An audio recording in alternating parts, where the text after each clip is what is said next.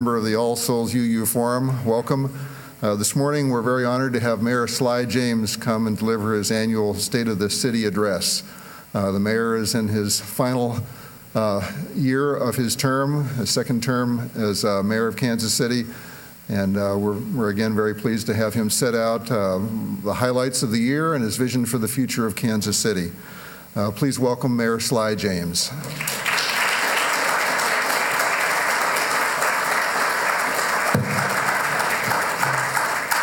Well, I think Michael's trying to get rid of me a little early. I've got 18 and a half months, Michael. Don't be throwing me out any earlier than I need to go, all right? Good morning, everybody. How you doing today? Good. Let me start by thanking you for inviting me to join you here today. Each year we gather and reflect on the past year and what's going to come in the next year. We celebrate our successes, but we also need to address our challenges and discuss our failures. It's through this realistic and, I believe, hopefully honest self-assessment that we can begin to appreciate the complexity of the issues facing the city. We learn what works, we learn what doesn't work, and we find ways to adapt and improve. As a Marine, I was taught a very basic motto: improvise, adapt, and improve. And let me assure you that in this job, is improvise, adapt, and overcome. And in this job, I've had to do a lot of improvising, adapting, and hopefully overcoming. We do this because we know it's important for us to continue to move this city forward. It's what separates us from other levels of government. And we don't just pass laws or make policies out of the blue. We collect and analyze relevant facts and data with an eye towards creating sustainable solutions, with a key emphasis on the word sustainable solutions. Once we're satisfied that we've selected the right approach and it's based on sound reasoning and on sound grounds, we take the time to make sure that it's working, and if it needs to be tinkered with or adjusted, we make those adjustments in order to improve. It's not about checking off boxes on a list of campaign promises for short-term political goals. That's not what this is about. Local government cannot operate that way. It's really about moving our city forward with sustainable solutions to chronic problems that plague the city for far too long. And it's about giving our staff the freedom, the absolute freedom, and the encouragement to improvise without fear of failure. If they are afraid to fail because of some consequence, then they simply will do what is expected and nothing more. And we can't have that. We need our staff to improvise and to innovate. And it's in this way that we refuse to simply accept the status quo. And it's also in this way that we stand up and demand more for our city. So today I want to take a look at a few aspects that enable a city to rise and to realize its potential. For 6.5 years, we have been investing in our youngest resident, our children, to ensure that they can lead healthy and prosperous lives. And it all starts before they leave the womb. I'm proud to say that our city is leading the way in creating family-friendly work environments and workplaces that will benefit the smallest of our residents. We know that paid parental leave lowers parental stress, and lowering parental stress has a positive impact on young children and on fetuses. And it has an impact on the families once those babies are born because they are able to bond quicker with less stress and turmoil. It also provides more opportunities for families to bond immediately after birth without having to worry about whether or not they're going to be able to make the bills because they've had to use up all their vacation or leave time in order to have the baby and stay home. It's been a priority for me and a priority for a number of Kansas City businesses like CBiz and the Lockton Company and McCown Gordon, which have been lauded by the program When Work Works. It's an organization that really does advocate and promotes family-friendly workplace policies. And our efforts really just don't stop there. We also engage in quality early learning, both in home and in preschool, because it's essential to get all of our children, every single one, ready for kindergarten.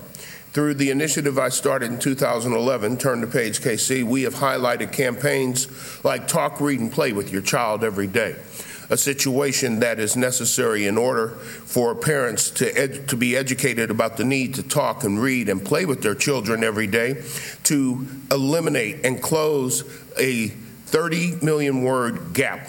That's 30 million words, and that's the difference in the amount of words, the number of words that a child growing up in poverty hears compared to a child in more stable and better economic circumstances.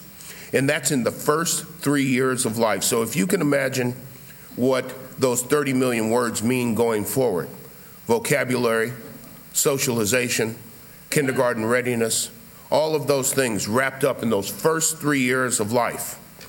30 million fewer words for our children's poor children is really unacceptable, and we really have to work on eliminating those types of things.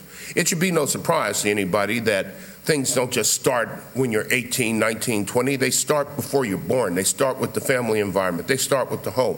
They start with how you're socialized as a young baby. All of this is important to the central focus of Turn the Page KC, to work towards a goal of having every single child, regardless of race, regardless of zip code, regardless of socioeconomics, being able to be a proficient reader by the time that they leave third grade. Because one thing that we do know, you learn to read up to third grade, and from third grade on, you're reading to learn. So if you haven't learned to read, you're not going to be learning much. So there's no surprise, is there, that a huge majority of our people in prison, most of whom are black and brown, are fourth grade level readers. When you can't read and you can't learn and you're having problems in school, then you're going to have problems with the law in a lot of instances, because you lose hope and you lose options. So I'm really proud to say that since 2011, we've increased our third grade reading proficiency in Kansas City from 33% in 2011 to 55% in 2017. We are still below our goal of 70%. And we're still below the state average of 62%, and there are still very real and demonstrable social, economic, and racial disparities that impact those issues. But we're closing the gap. We're getting more third grade reading students to be proficient readers. And one thing that we've learned time and time and time again is you can't do it alone. And we didn't do this alone. We did it by working with a number of great organizations like Lead to Read and the United Way to help achieve our third grade reading goals. And students who don't finish third grade reading proficiently will face a higher risk of unemployment, higher risk of incarceration, shorter life expectancy, lower earnings, and all sorts of other attendant problems. So we're not simply talking about students passing a test here. We're talking about students developing the skills to be in our future workforce, to create businesses, to create jobs, and to simply survive in an increasingly technologically oriented and based world. When we invest in our families, children are more likely to be ready for kindergarten. They're more likely to be able to achieve third grade reading proficiency. They're more likely to graduate from high school. They're more likely to get jobs. They're more likely to become contributing citizens and to raise happy, healthy, and successful families of their own. And when those things happen, the city is improved as a direct result. This is one of those sustainable solutions to a chronic problem that will indeed have long-term impacts and effects on our community in things like reducing crime.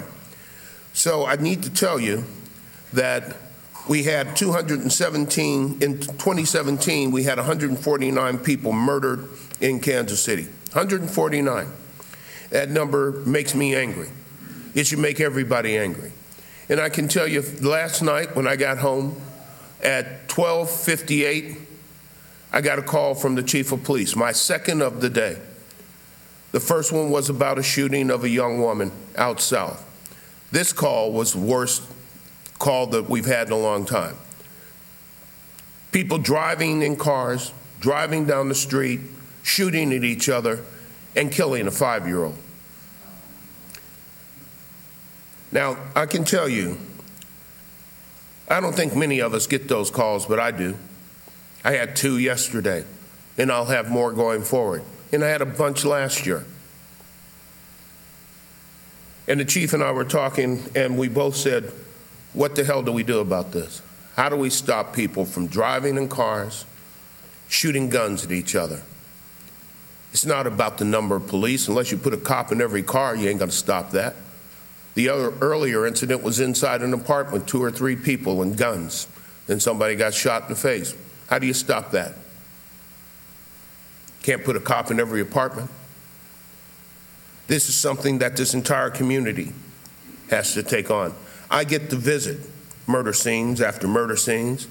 I get to stand there and watch parents fall on the ground in agony when they find out a child is killed, or to see angry adults because somebody shot them or shot somebody in their family. I get to see that corrosive element of violence on this community all the time, and I get to see it up close and personal. It tears families apart. It fosters distrust amongst us, fosters distrust amongst our neighbors, fosters distrust with the police. It diminishes our ability to succeed in every way. And we all deserve to live in a safe environment in which we can thrive. But it takes a community of citizens to stand up, to work together with elected leaders and law enforcement to stop this cancer of violence. 2018 hopefully can be the year that our neighborhoods see true relief from the violence, but it's going to require Kansas Cityans to truly prioritize crime as an issue that they want to see reduced. All of us in this community must accept the responsibility to stand up and speak out against violence. When you see something, say something. And that's a problem.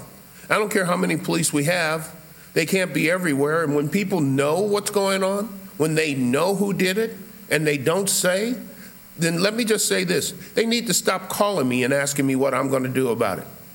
Because when you have the authority and the ability and the power to do something about it by simply saying something, then that's on you. That's on the individual. And we don't do nearly enough of that. That's one of the reasons why KCPD has increased its TIPS hotline reward to $5,000 this year. We have some evidence that increasing the reward might stimulate more conversation. So we're going to do that. And while we make that ask of our communities, we'll do and continue to do whatever we can to address the many factors that lead to violence in this city. We've already talked about education. We'll talk about some other things. We have faced a severe disadvantage in dealing with gun violence in this city by being able to control the instrumentality of death, the gun. We've been unable to have any regulations whatsoever about how guns are used, who can have guns, and those types of circumstances in this city. We are even unable to pass an ordinance that says if your gun is stolen, you have to report it to the police. But we do know that a lot of these crimes and a lot of violence is committed with stolen weapons. They're stolen out of cars. Why? Because now everybody's got a gun. They leave them in bathrooms loaded. They leave them in their cars on the seat. They leave them in the trunks of their cars. They carry them in their waistbands in their businesses and walk into the bathroom, forget they left it, and have to come back a couple hours later to find their gun. But we can't touch it. Can't do anything about it. So when people start talking to me about how violent Kansas City is and how violent St. Louis is and how Chicago and New York have reduced their gun violence and homicides, then I want to tell them a couple things. Number one, look at the laws in the state of Missouri versus the laws in New York and Chicago and Illinois on guns, and tell me that when we do things that put more guns on the street and they're doing things to take more guns off the street, that those things don't make a difference.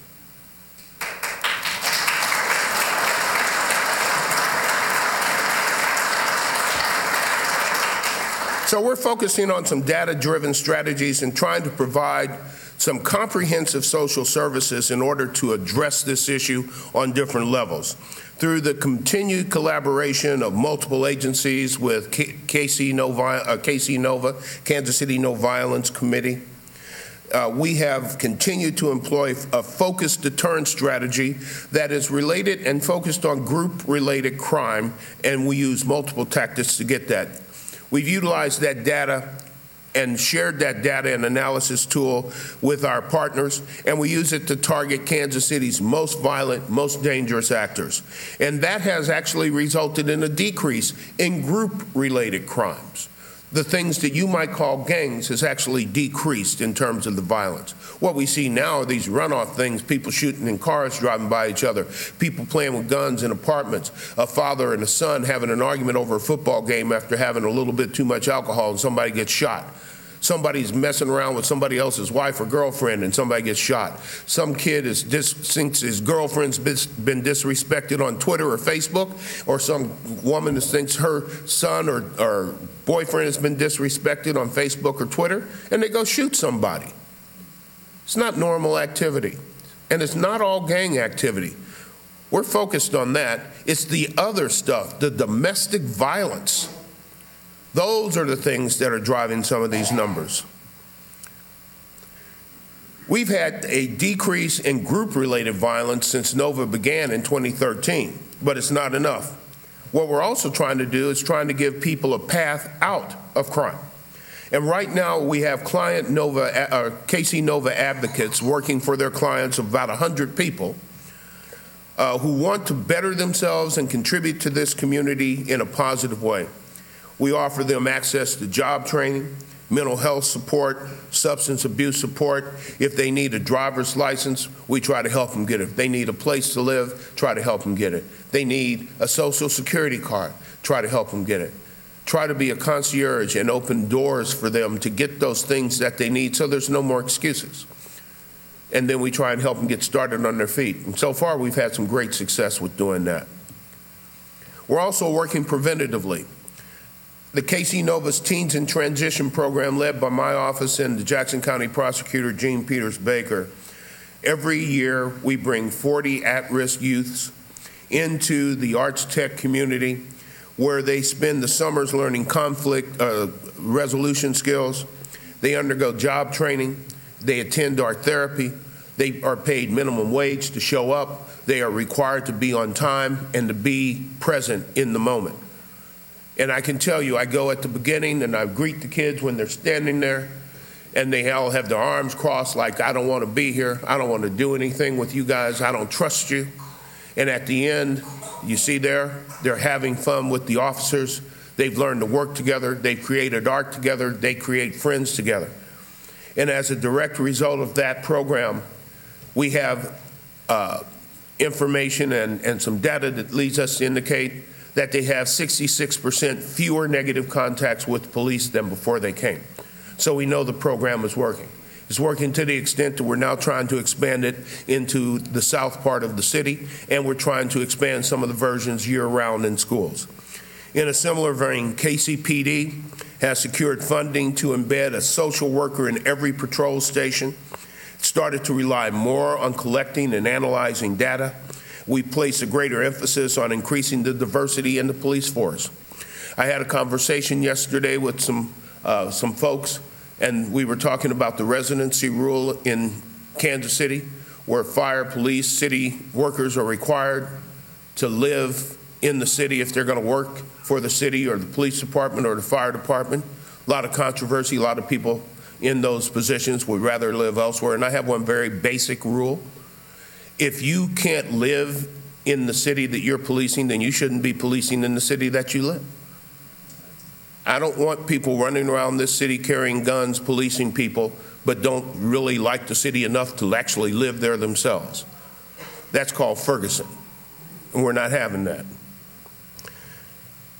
So based on our crime statistics and community feedback, we've been trying to take some very measurable steps to address the factors that lead to the higher violence in this city. 2018 has to be the year that we commit to getting off the top 10 most dangerous cities list. And I'll tell you what, I know that the chief and I and everybody associated with us is committed to doing everything that we can to make that happen, but we simply cannot do it if the citizens don't do something to help us. Now, we're doing some other things too. We've made some serious investments in our infrastructure. This past year, Kansas Cityans stepped up to invest in the future of this city.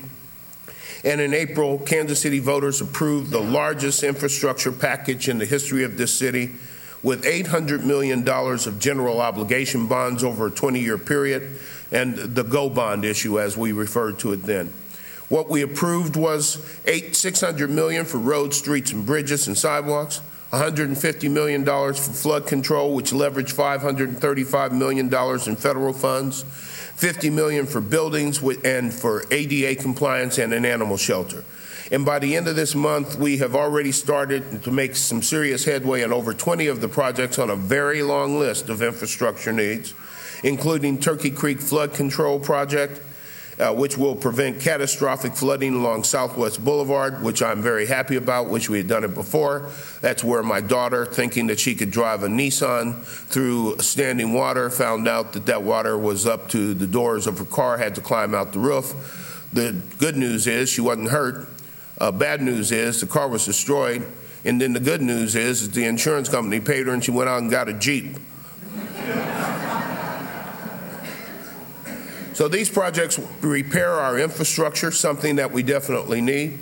It ensures our residents and businesses that we're going to do those things necessary to provide them with safe, efficient places to work, play, and thrive. And by the way, we're not just making repairs here. What we're doing is we are continuing to build a foundation for the future. What we do today, we want to last for 100 years, kind of like some of the piping in the city. When you pull out mains that have 1889 stamped on it, I'm happy they lasted this long, but it's time to get some new stuff in there. We also are working with PIAC. We took another step forward with investing in infrastructure with the city's council's unanimous vote to ask voters to renew the PIAC funding for an additional 20 years. This renewal will fund PIAC, the Public Improvements Advisory Committee, that oversees the citizen-driven process that decides how to spend tens of millions of dollars on neighborhood improvements divided equally between the 6 city council districts. There's a portion of PIAC money that is set aside for the city to do funds. 25% of the city's portion is used for street overlay. The other 40% is used for separate projects. And I can tell you that one of the things that the project that PIAC funds will be used for in the coming years, if this passes, is we have got to replace the Buck O'Neill Bridge. The only option to replacing the Buck O'Neill Bridge is for the state to spend a mere $50 million to repair it and close it for 2 years.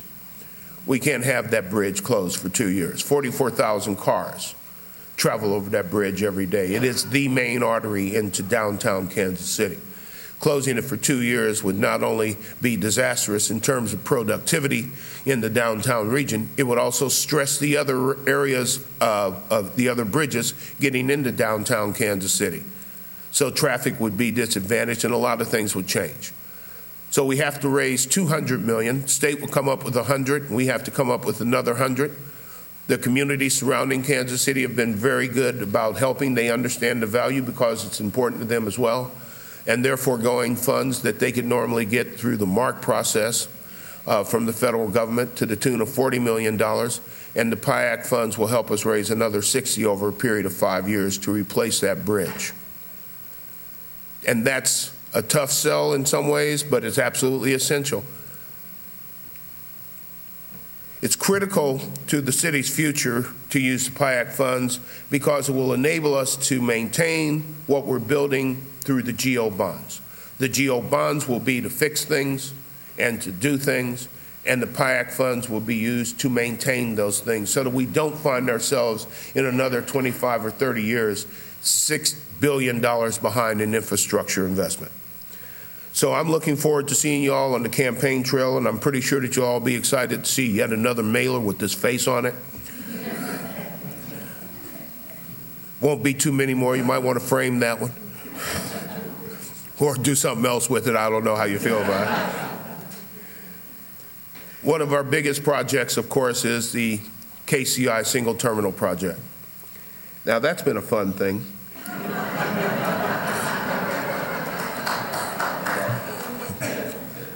For 6 years, we've been arguing and talking about this. We finally got a vote of 75%, 76% of the people in this city said, we want a new single terminal. And I was extremely happy to see that. A little surprised by the margin, but very happy to see it. Now we have to get through all the nonsense, all the politics. All the hogs wanting to belly up to the billion-dollar trough and suck out what they can, and to do it any way they can. We got these robocalls going out there saying all sorts of nasty stuff. Now, let's ask this question. Who do we think's doing that? It sure as heck ain't the city. I assure you it's not Edgemore. But somebody has some interest here. Here's my job. My job is very simple. I need to keep the city council focused on getting an MOU done so we can move forward. We need to go ahead and break ground on this year. And we need to get moving. And we need to get past the politics, past the nonsense, and get this job done. 76% of the people in this city said build a new single terminal. I'm not going to stand around and watch other people try to mess with the process in such a way that it benefits them and doesn't fulfill the promise that we made to you. In my mind, the promise of building that terminal for this city is paramount, not making sure that everybody who wants to belly up can do so. There's plenty to go around, and if we all act normal and nice, we can get some. But we're not going to do it by trying to elbow other people out of the way in order to get our way. That is unacceptable. We're still on track to break ground this year and to start construction that's going to create a ton of jobs for people and to lead to even more opportunities for this city. One of the things that hurt us with the Amazon project, which I'm not upset about one way or the other, I learned a long time ago, I don't worry about things that I don't get. I'm just grateful for the things that we do have. When I was a practicing lawyer and we were forced to go through beauty contests for people who wanted to see which law firm they wanted to hire, who would give them the better deal, you know, there's only so far you can go with that. And I never cried about a case I didn't get.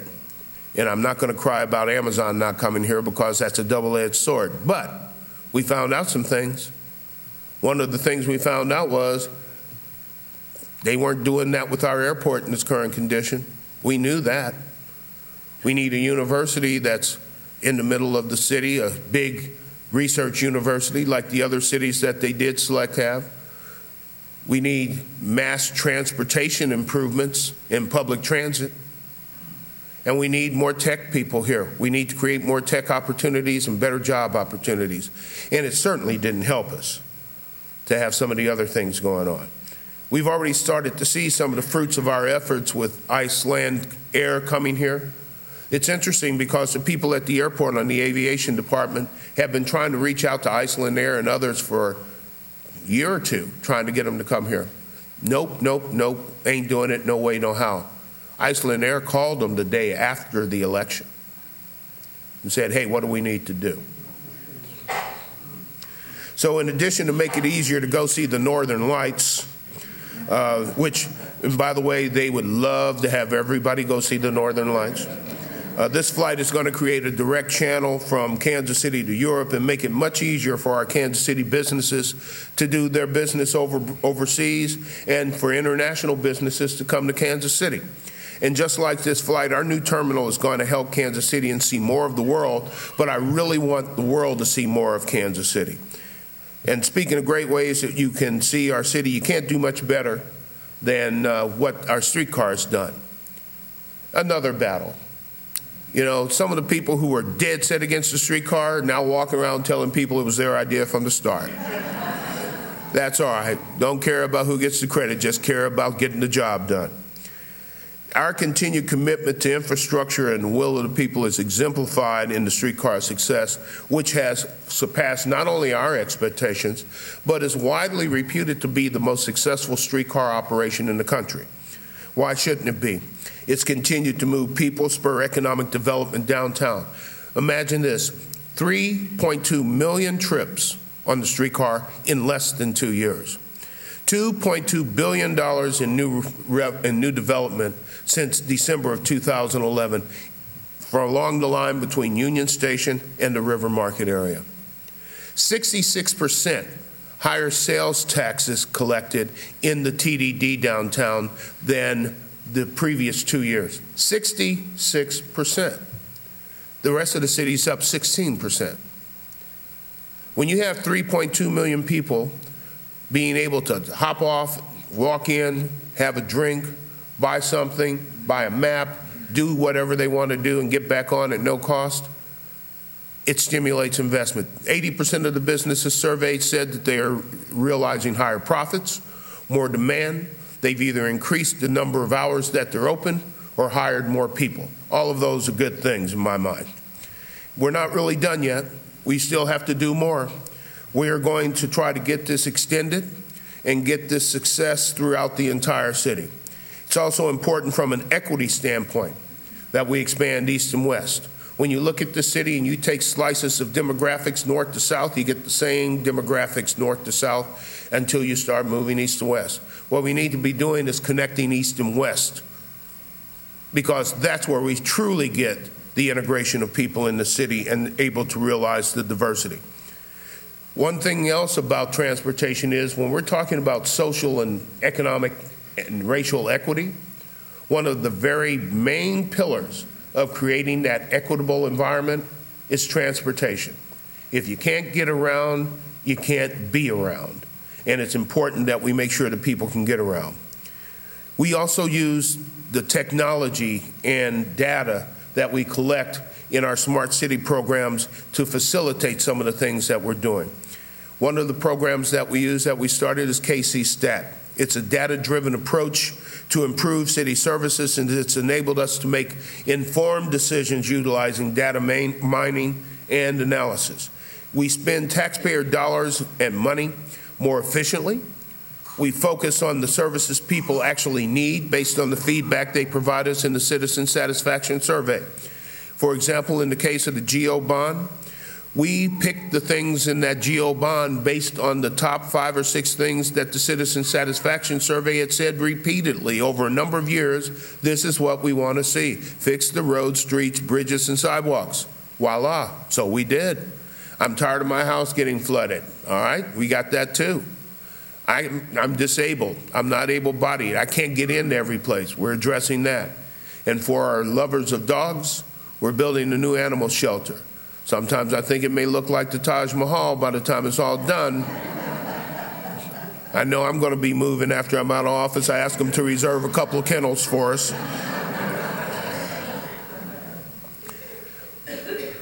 When the citizens put it at the top of their priority list, we put it at the top of ours.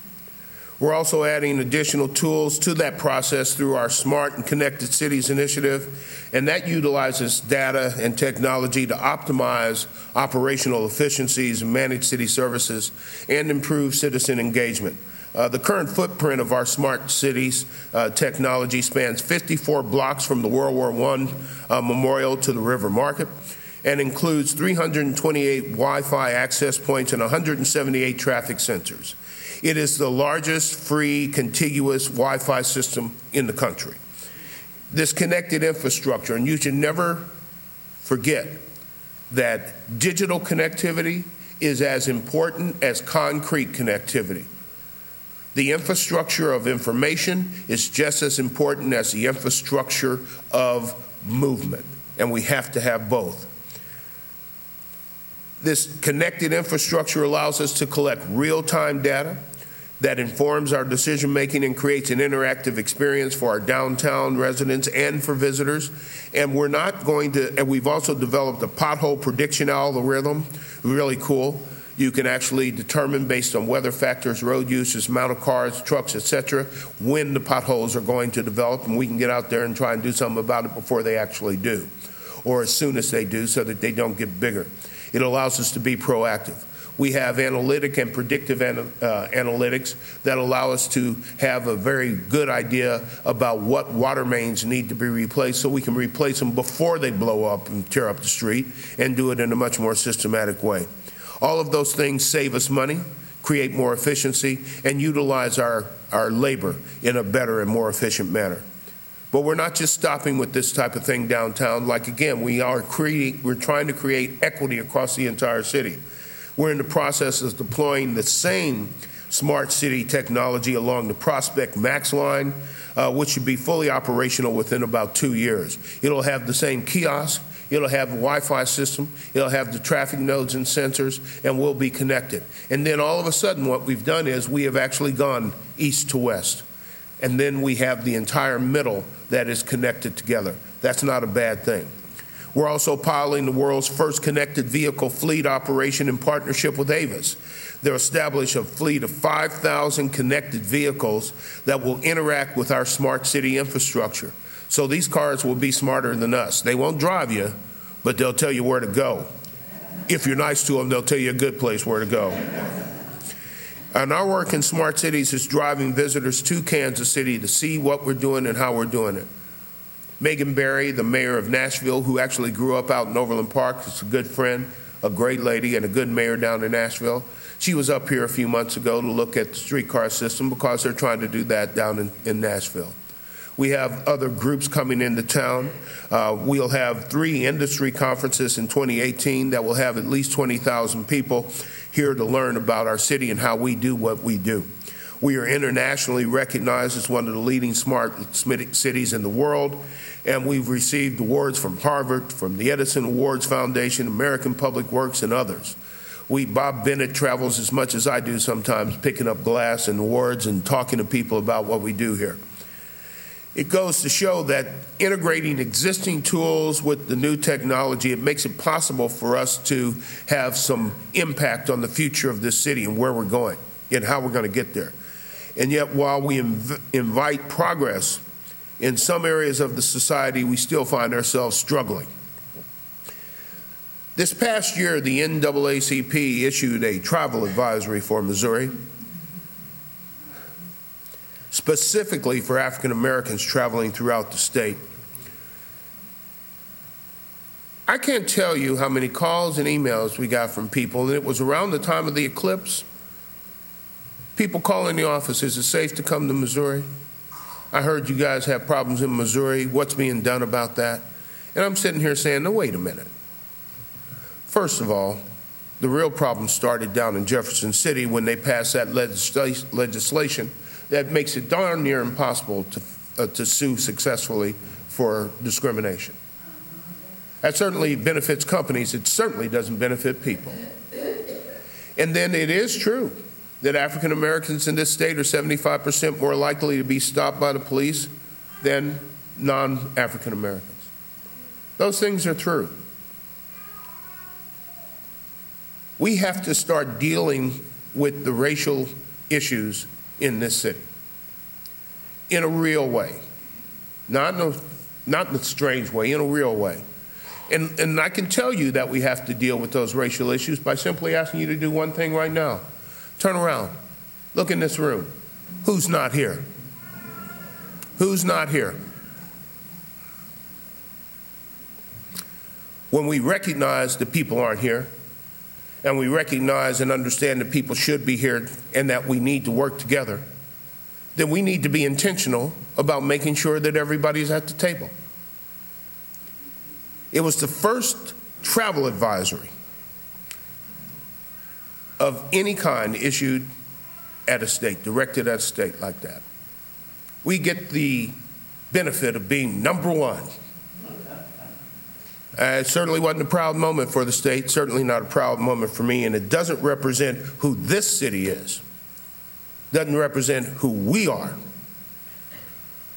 Justice, equality, and fairness are foundational to the future of this city and our community. And in this city, we welcome everyone to our community every day.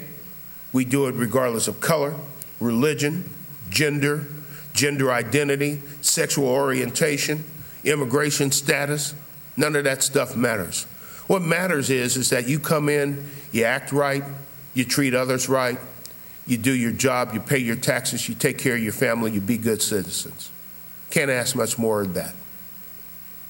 We shouldn't be discriminating and excluding and treating people differently because of how they look, where they came from, or who they love. And we need to look to our leaders in our businesses and our institutions to reflect that diversity that makes us stronger. I can't tell you, I go to meetings all the time. Frankly, that seems to be almost all that I do. And time after time after time, I find myself sitting in a room populated almost entirely of middle-aged and older white men. I've walked out of meetings. I've told people that until you guys find some age differences, some gender differences, some color differences, I'm not coming back. I've refused to be photographed in those groups of the top 40 or whatever in the magazines, because when I went there, I'd say, are you telling me that there's no women in the top 40 of anything? There's no African Americans, there's no Latinos in the top 40, the top 50, the top 100, the top whatever? Find them. So in my office, I like to work with men and women. I like to work with people of color, people who have different sexual orientations, people who have different physical capabilities, because in having that mix, we get a very broad discussion base going about what things are important and how we should address issues. I use the power of the station that I have, what little it is, to provide me with the opportunities to talk to people who are often excluded and to talk about people who are always excluded. And one thing I can tell you is, talent is universal, opportunity is not. It's up to all of us to create those opportunities for others. And if we don't do it, nobody else will. And it has to be an individual thing. It can't be, well, I'll wait for somebody to call a meeting. Find somebody, do something. And unless we create pathways to participation and to leadership for the groups that we're talking about, the people who've been traditionally excluded, our community is going to continue to struggle. We are also not just one of the top 10 most violent, we're also listed as one of the top 10 most segregated. That's a shame. So I know this city and I know the people in it, and I know the people in this city have a good heart. But old habits are hard to break. And if you want to break them, you got to set a course. One of the things that we've done is we've worked with the Women's Project, an initiative that was led by, in an initiative led by my office with the Women's Foundation to help appoint over 50 women to boards and commissions across Kansas City. We've created a pathway for them. We now have 42% of the positions on boards and commissions held by women, making city leadership pretty diverse. We have the most diverse TIF commission ever. We have 4 men, 2 women. We have black, white, Hispanic. It's one of the many actions that we've taken. And in today's modern age, we live in a digital community, and that means we have to include people who are not hooked up and connected as well. If we don't have access to a computer or a smartphone or a tablet, you're excluded from boundless opportunities. How many people in here have a smartphone on them right now? How many people looked at it before they walked in this room? How many people are going to look at it as soon as they walk out of this room? Now imagine that you don't have it. Imagine that we came and said, everybody leave their smartphones here, and you have no computers at home. What would your day be like? What would your life be like? What would your information flow be like? Last March, we introduced the city's digital equity strategic plan aimed at addressing the digital divide, making sure that as many people as possible are connected, because it is absolutely essential in this day and age that you are connected. Too much information flows over the internet and digitally to be left out of that loop. We're just beginning that, though. Last thing I want to get to, values, arts, culture. 4 years ago, well, it wasn't even 4 years ago, actually. It was right after the first election in 2011 when Mike Burke and I ran against each other, and I asked Mike to take over or to create an arts task force designed to look at how we could more strategically move our arts community forward, and he did a great job with that. Commissioned a report that led to a great discussion about 4 years ago about beginning a journey on a citywide arts initiative. And we started that. We wanted a signature arts and music festival to provide artists with more exposure.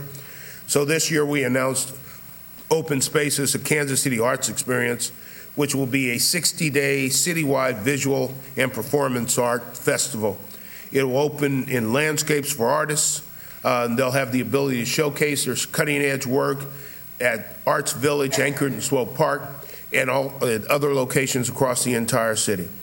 It will feature local artists, national artists, international artists, all curated by an internationally recognized artistic director, Dan Cameron.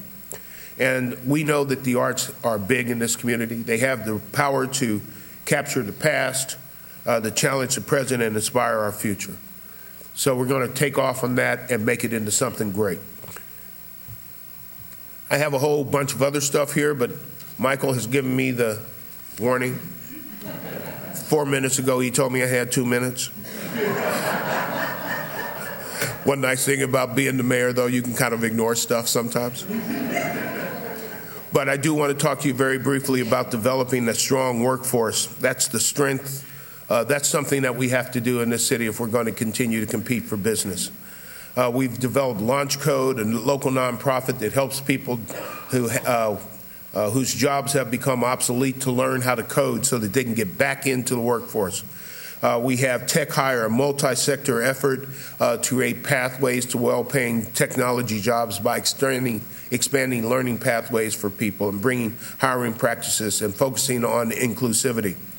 In 2017, we matched 85 youth to summer internships and 300 youth to seasonal employment, keeping them out of trouble through our Hire KC Youth program. And we're continuing to build that. We're trying to give people the tools to work and to focus and to develop the resources to be contributing members of this community and make this city better. So when we talk about Kansas City, we're talking about more than a place. What we're really talking about are the people and the people that make up this city. And despite our differences, we have come together on time and time again to take steps to do those things that are necessary to improve this city through education and equity and infrastructure and culture. We are going to build our airport. We are going to maintain our bridges. We're going to continue to build on our streetcar, but we're also going to continue to teach our children and make them proficient readers and to give them hope so that they can succeed. We're going to continue to win tournaments and cups and championships and World Series sometime. We're going to have masterpieces in art and music, but we're doing everything that we do, everything that I do, every focus that I have is focused on one thing: making this city better by working with people who agree to do exactly the same thing. That's why we succeeded in the past, and that's why we're going to succeed in 2018. Thank you very much.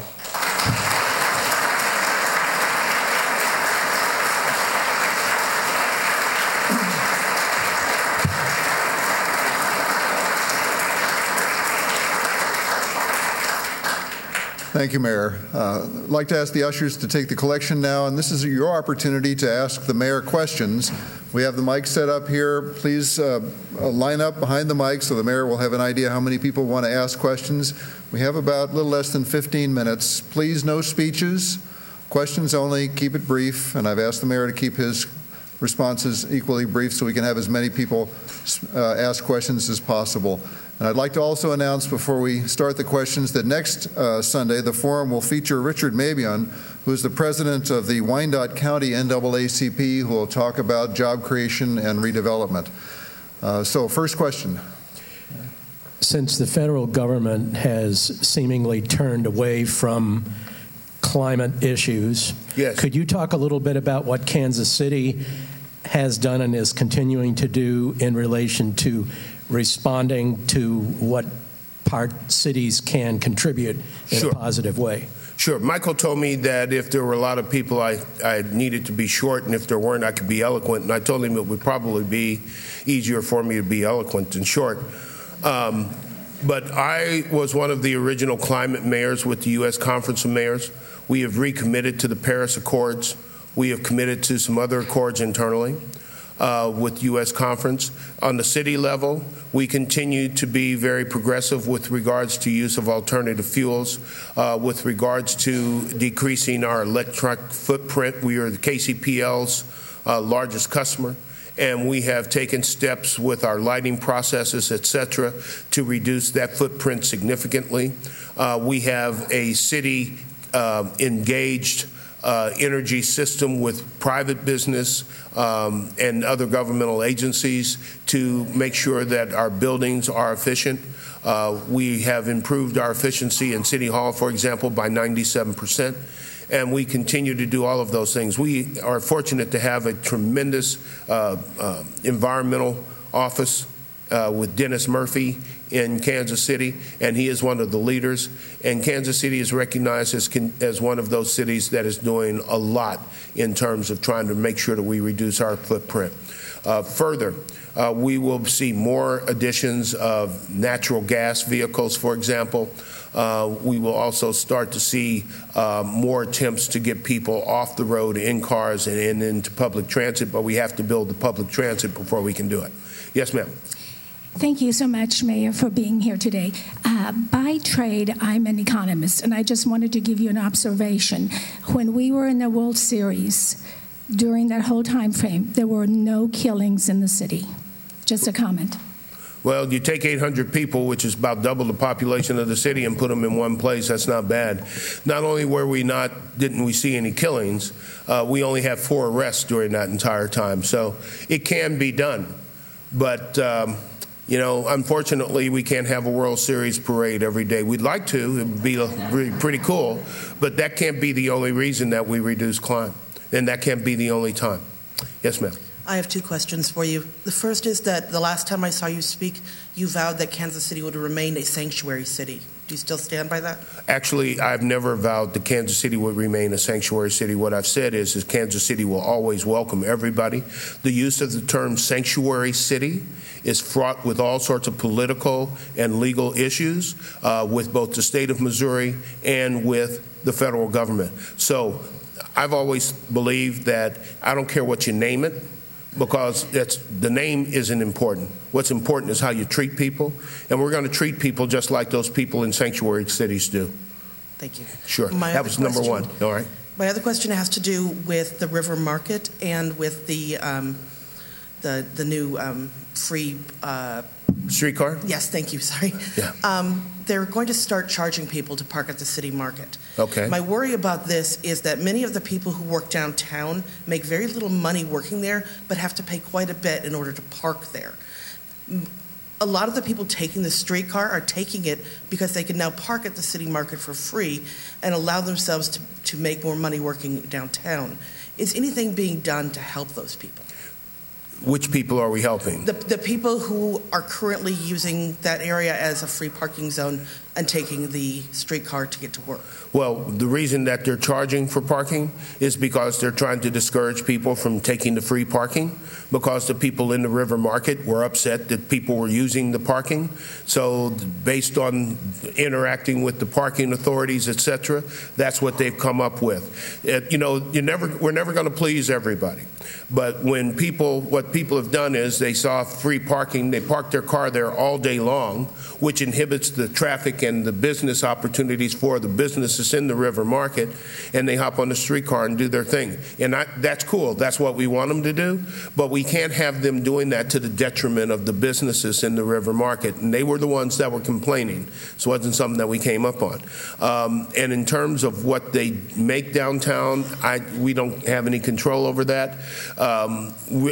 Here's the thing. This is exactly why we need a more extensive transportation system.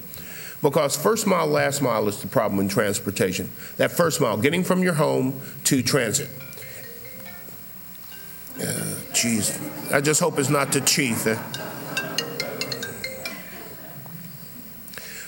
Sorry about that. If we had an extensive transportation system where you could leave your car at home and hop on transit and get to where you need to go, we wouldn't have these problems. But we're about 25 years behind some of the other cities in terms of transit. So we're learning some things as we go forward. We're making some course corrections as we go.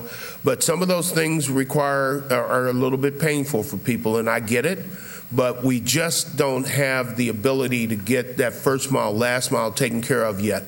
And when we're able to get that done, then I think that the parking issues will ease. The other thing, too, is that we're developing some apps, and it works downtown, where we have an app that shows you where parking is, so you can go there and park. That's not necessarily working down at the river market necessarily, because of the business clusters there that need that parking space for transient customers. So when we can figure out a better way, then we'll do that, because nobody's out there to infringe on people's earnings by making them pay for parking any more than necessary.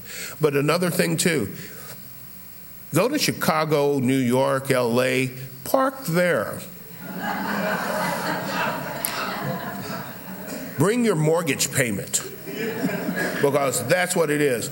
All in all, we're doing all right around here in terms of parking. We're not even close to charging what other cities charge for parking, and thank God. Yes, sir. First, simplify. Simplify, brother. Hoorah. Always a Marine. Combat. I hear it's under attack in some way, and I thought it was one of the more successful programs. Could you briefly tell our colleagues here what combat is and what are the issues? Well, can I just defer on that, because I have zero desire to get into the county's mess. That's a county issue. I know it's a county issue, but it's been a real savior for a lot of kids. It has done some good stuff. I don't want to weigh in on that while the legislature and the county executive are fighting each other, because I don't want anything that I said being interpreted as being on one side or the other. But combat itself is a fund that provides funding and resources to people who are doing certain things to combat crime. For example, we get a combat grant with TNT. With our Teens in Transition program. They issue grants. There's been controversy around combat for quite some time, and it's like anything else. Anytime there's a pool of money, there's going to be people trying to find ways to manipulate that fund in some way that they rather manipulate it. So I was going to say with all due respect, but when people say with all due respect, that means that they don't really have any respect. So I'm not going to say that. I'm just going to say, if you will allow me to dodge the bullet of getting involved in a political argument that I'm not wanting to be involved in, that would be great. But combat program itself has some good advantages. Whether or not it needs to be tweaked, whether or not it needs to be changed in control, who should control the money, I don't know. That's a problem for the county. Just one comment on that. Stacey Daniels, who's head of that, is one of the smartest people I know professionally. I agree. I know Stacey. I've known her for years, but I think that Stacey stepped down. Oh, did she? I think so, I'm yeah. sorry to hear that. Yeah, that was a while back. I think I went to a party for that. Oh. But I go to so many parties with so many people stepping down like him.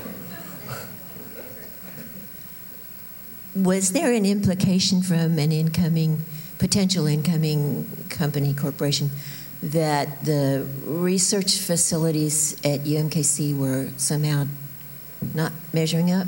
I don't think it was put in that negative way. Well, what it was, hey, you go to Columbus and there's Ohio State.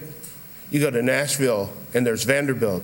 You go out to the Boston area, you've got MIT, you got Harvard, you got Mass, you got all sorts of different stuff. What seems to be common in the cities that they selected are that in those cities there are major universities there. They have functional international airports. They have good transportation systems for the most part. And they have a higher concentration of tech-related jobs. Those are some of the things that we believed were deficiencies in what we were offering, and those are the things that we have to improve if we're going to compete on that level. I was hearing research. Research facilities are definitely something they're looking for, but they're looking, when they look, and I don't know exactly what all their thought processes is. All we know is that we've gotten a little feedback, and that's one of the things that we've heard a little bit of, is that they were looking at cities that within their city had major research institutions. So I guess then the question is, how do they define major? Because I didn't know. Was there a specific arena that was not measuring up, or was this a general broad statement? Well, I don't know how they're measuring major, but I can tell you, if you look at the cities that they've selected, if you look at those entities that are in those entities are well known across the country, whereas we do not have that same stature in the eyes of some people. That's all. I don't want to say it's a negative for the school, but the bottom line is that Ohio State, Harvard, Vanderbilt, University of Texas at Austin, those are institutions that we do not have here in Kansas City. Yes, ma'am.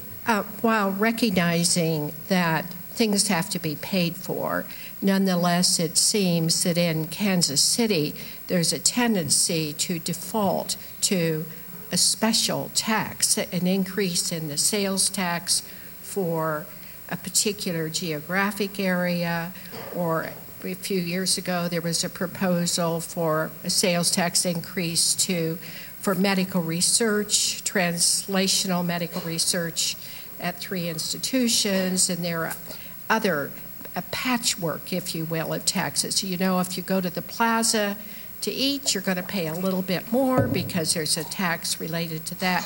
Do you think this tendency to default to increasing a tax here, there is a problem for Kansas City? No. And I'll tell you why. It's very simple. Do you want the stuff that you're able to get or not? I'm sorry, and I'll be blunt about it. There ain't nothing for free. You want good roads? Concrete costs, and the costs go up. It's not like being an individual. If I need to increase my house income, I can go out and get a part-time job. City can't get a part-time job. The cost goes up. The population base is only marginally increasing. The amount of tax that we pay is not nearly as much as the amount of tax paid elsewhere. I would refer everyone to the Citizens Commission on Municipal Revenue, where they looked at our tax base and what it is and compared us to other cities. What we don't see is that in other cities, they can charge higher fees. You want to get your car registered in LA? Get ready to pay something. We don't do that here. We can't because of the state law. So if we could do things that had fee-bearing implications as opposed to tax-bearing implications, we would. But by and large, we're not that high of a tax relative to other cities. In other cities where they are definitely relying on property taxes as opposed to sales taxes, property tax values are sky high. We're not like that. We have lower property taxes. We have to continue to do the things that keep this city running. 318 square miles, 6,300 lane miles of road. When it snows, we plow 2 lanes of road from Boston to San Diego and back to Boston every time it snows. We have 3,800 miles of underground piping. That stuff breaks. It's been there since the early 80s, or 1880s. And downtown, when Power and Light was built, they pulled wooden sewers out of the ground, and people are yelling about the cost of Power and Light. The cost of Power and Light wasn't the cost of building Power and Light as much as it was making sure that the infrastructure under it was functional. This is a big landmass that has a lot of needs. We have a density of 1,460 people per square mile in Kansas City compared to 38,000 per square mile in Manhattan. And we have the same type of infrastructure. $1 from each person in Manhattan for infrastructure is a lot more than $1 from each person in Kansas City for the same mile of infrastructure. So the choice in my mind is pretty good. We have to learn, first of all, we can't wait for the state government or federal government. They're not going to help us. They haven't been helping us. How many times have we heard about federal infrastructure plans? Where's the federal infrastructure plan? If we don't take care of our stuff, we aren't going to find anybody else to do it. The reason we have to spend money to take care of the Buck O'Neill Bridge before it falls into the river is because the state doesn't have the money to do it. And we aren't going to allow ourselves to be trapped in a situation where that bridge is closed for 2 years because the state didn't have the money. So it's very simple in my mind. If we want to continue to build this city and to have the city that we're proud of and to do the things that people want to do in this city and to have access to the types of things that are available, then we need to understand that those things have to be paid for, and that's what we have to do. Also, just the last thing, budget's coming up. Real quick, man. Yeah, I will. Budget's coming up. 78% of the general fund budget is being spent on public safety. 78%. That's fire, police, and ambulance. That leaves us 22% to do everything else. So yeah, we have to do certain things in order to make sure we can do everything else. Thank you for listening. I appreciate the opportunity to be here.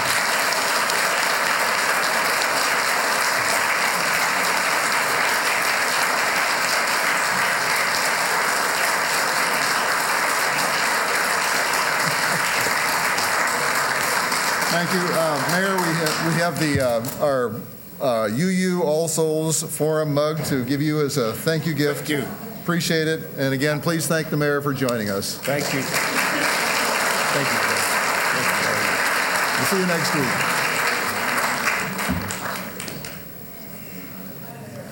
All right.